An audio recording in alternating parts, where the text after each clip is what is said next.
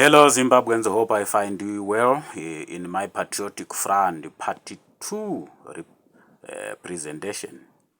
Like I said, our Patriotic Front is triune after putting politics, tradition and religion into perspective with Mzimu Noera. As already alluded to, Zim atonement schedule is presented to the government by Ras Changa of Nyenye Zinomwe. Our atonement special purpose vehicle had 7 weeks from 1966 after the formation of Chiera and Murenga Jihad combatants in Chiera, ZANU-PF and Murenga PF ZAPU formations constituting ZANLA and ZIPRA respectively. PF ZAPU, Father of the Nation, as Dr. Joshua Nkomo, representing the soul of our nation, and CD Robert Gabriel Mugabe, our Prime Minister of 1980, representing the spirit of the nation in Chiera, with Emanzo Inkubendo of our national Dendemaro as Dr. Joyce Mugari.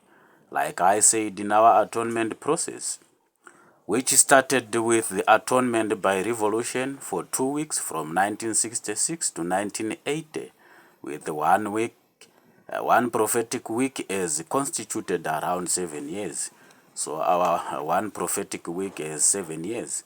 However, after atonement by revolution, followed was atonement by evolution, which started 1980, as prescribed by Mzimu Noera through Ras Changa, our Rushanga State Commander General, with Newanji chieftains in Chief Negomo of Deranji as Johan Masowe New Testament adjudicator of our atonement orature. Our 5 remaining weeks of 7 atonement weeks as projected from 1980 to 2030, so the coming in of Dr. E.D. Mnangagwa as the redeemer of our 7 altars, with 2030 as our cardinal cut-off time. So we need to achieve that atonement feat, which was given 7 weeks from 1966.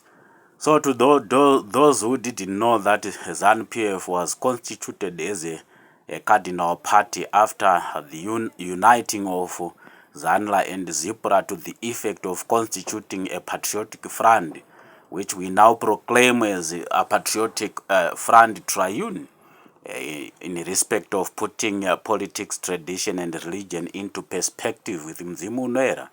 So yes, ZANU-PF is a cardinal party, is in custody of our atonement regalia, atonement depictions and atonement obligations as mandated by Mzimu Noera. So yeah, we are now into the wee hours of our atonement schedule of 7 weeks of atonement since it's 1966 as presented by Mzimu Noera through Ras Changa. So we need to help our head of state, in His Excellency Dr. E.D. Mnangagwa, deliver on this atonement mandate as given to him in this last 1 week from 2020 to 2027, then round up in the last 3 weeks.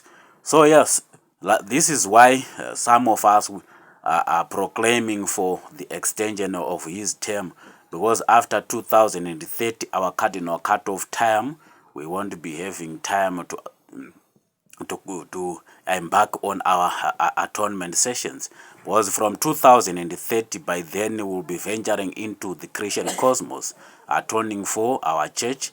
After atoning for our church, we now venture into the Christian cosmos, atoning for our celestial faculties, is epitomized by celestial bodies. So yes, ndo mamirira zvakaita nhau yedu muZimbabwe. Zimbabwe yakanzi nyika yemweya, ndo makaiswa matare ese the last dispensation yakanzi dispensation yemweya. Saka basa iroro rakabva raiswa muZimbabwe riine kukutana atinoti ma7 member states atakataura chiti apa Ethiopia kuna Moses, idare raMoses iroro. Lower Ethiopia idare raAaron and the Lemba priesthood.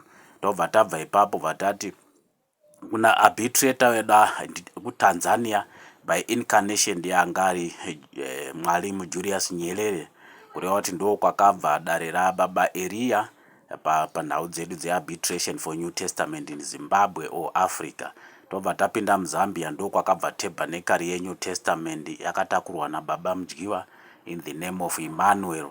Tobva tabva ipapo taenda kuMozambique.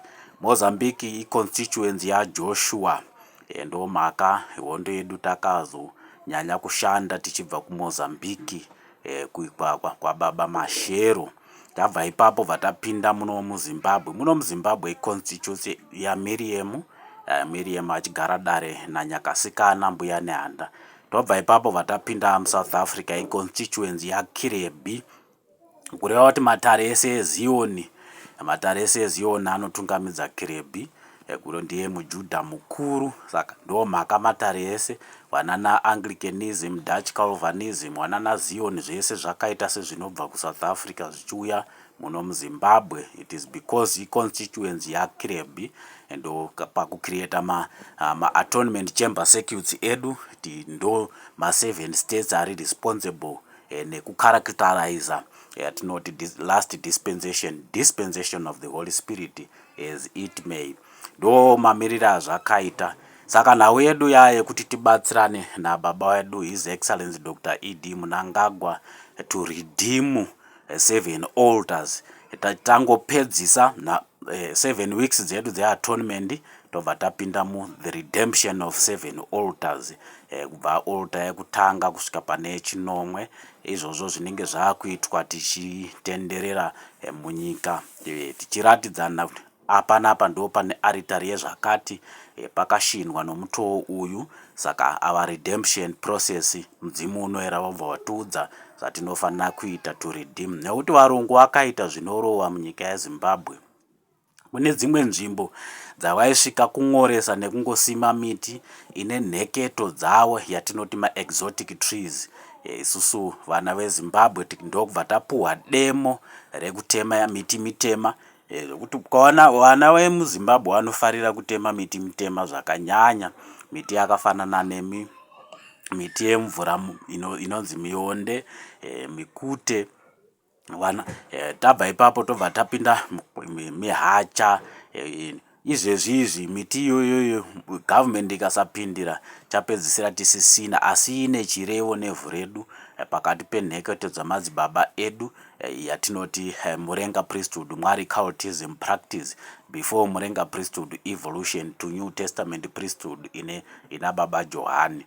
Saka ndo mamiriro azvakaita. Dzangova nhau dzekunyengetedzana nekukumbirana, nekuti traditional politics dzedu kana kuti convectional politics dzatajaira idzi dzakapuhwa mwaka, kureva kuti 2030 is the cardinal cut-off time.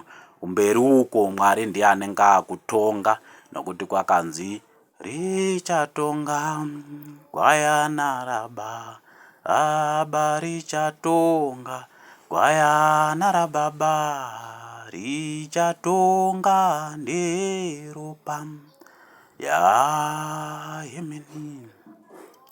Saka ndo mamiriro azvakaita. Dare raMiriam muZimbabwe rakupendera matare aMiriam anopenderwa nedendemaro rinovakwa pamutumbi mutatu. Mushure mekunga Chihera apingudzwa unovakirwa dendemaro. Mushure mekunga Gambiza Chinjanja apingudzwa unovakirwa dendemaro. Mushure mekunga Manzou apingudzwa unovakirwa dendemaro. Manzou ndiye anochengera independence yedu. Gambiza ndiye buriro renyika, anoropafadza nyika, kureva kuti that golden cardinal bed of economic fortune ndiyo inoita kuti mari dzedu zive nechiremerera, neeconomy yedu trajectory yacho inofanira kunga ingori always upwards kwete downwards. Saka tinonga tainteracta nechembere yedu inonzi Gambiza, ine dare rayo rinoitaurira munyika imomo. Chiri chakangokosha bedzi ndechekugamuchirana nedare iroro rotaura zvinoitwa munyika muno kuti upfumi husimbe. Tobva taenda kuna Chihera. Mudendemaro raChihera ndo munochengerwa sikiro rematare emuZimbabwe. Chinonzi Zimbabwe chinorapanurwa naChihera. Tobva tati manzou ndiyo inonzi mazoweka makatangira liberation struggle. Saka dendemaro ramanzou rinenge rakungochengera independence yedu. Kana paine zvaakuda kutivinga, anoridza mhere ndimukunda manzou. Ndokubva matare obva asumudza musoro, nekuti ndio zvakare kumazove akasumudza musoro akaridza mhere. Mhere yevakunda ndiyo yakatanga yatinoti Chimurenga liberation struggle. Chimurenga zvichingoreva kuti Chihera Murenga. Chihera Murenga aigara mumvura kumazove. Ava Chihera Leviathan Aquatic Principalities dzaaitungamirwa naChihera, Spirit of the Nation. Murenga Behemoth as the Soul of the Nation. Angariwo kumatoposu kumubwe rinonzi Njelele.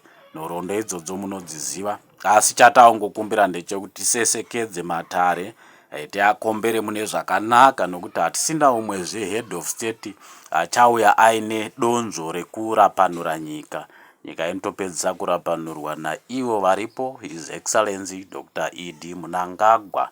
Ndo mamiriro akaita nhau dzedu vadikani. Tinotenda.